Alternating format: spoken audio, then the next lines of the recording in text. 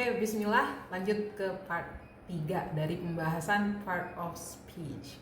Oke, so kebanyakan kita mungkin akan mikir, ribet banget belajar bahasa, harus menghafal ini itu. Sebenarnya konsepnya bukan menghafal. Menghafal itu hanya salah satu proses yang mungkin beberapa orang atau ya kita sebagai pembelajar perlu menghafal. Nah, tapi dalam proses menghafal itu kan caranya bisa kita rubah. Nggak harus semalam suntuk baca komat kamit, ya kan? Nah, di sini pola yang harus kita lihat biar kita ingat ya.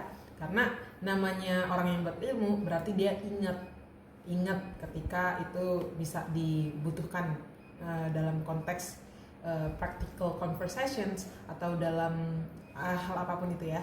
Intinya kalau kita ingat kan berarti kita bisa mengeluarkan ya. Kalau dalam konteks berbicara ya berarti kita bisa lebih simple dalam ngomong. Oke, sama kayak bahasa Inggris, part of speech itu nggak perlu dihafal, konsepnya kita udah paham ya. Namanya bagian-bagian itu hanya melengkapi ketika kita berbicara.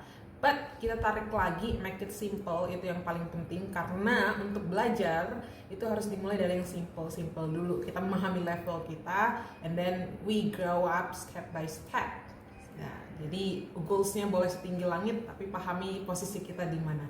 Nah, part of speech, karena yang diawali dari obrolan ini ngomongin an adjective, kata sifatnya, ya of course kata sifat itu bagian yang melengkapi ketika kita mendeskripsikan, menceritakan, menggambarkan, menjelaskan our ideas atau think, benda.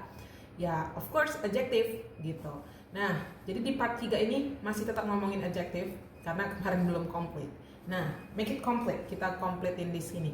Jadi part of speech dalam konteks adjective melengkapi kita dalam berbicara. Of course dia kalau nggak menjelaskan objek yang diomongin atau nggak subjek.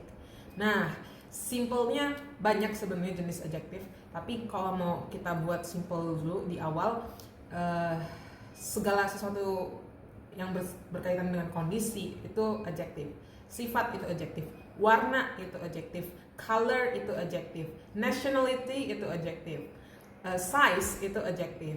Nah, biasanya kalau kita mau menjelaskan benda, for example, contohnya misalnya nih ya, ini ada buku. Jangan buku deh. Misalnya,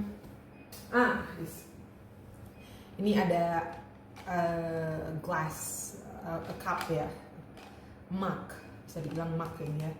Nah, kalau kita nggak tahu warna merah, kalau kita nggak tahu warna hitam, itu kita dan nggak tahu bentuk, itu kita bakalan susah menjelaskan. Bisa ngejelasin ini gelas. Nah, gimana kita mau ngejelasin kalau kita, nah itu kebanyakan orang yang nggak bisa ngomong karena mau jelasin nggak tahu katanya. Nah, salah satu kata penjelas ya adjektif. Merah, hitam, bulat, and then dari plastik. Oke. So gelas yang berwarna merah, anggaplah ini gelas aja ya, bahasa simple. Gelas berwarna merah. Nah, in English itu simpelnya adjektifnya dulu baru kata bendanya. Berarti ini jadinya red glass. Oke? Red glass. Warna adjektif dulu baru kata bendanya. My red glass. Nah, di situ salah satu fungsi adjektif. Jadi dia menjelaskan dari benda.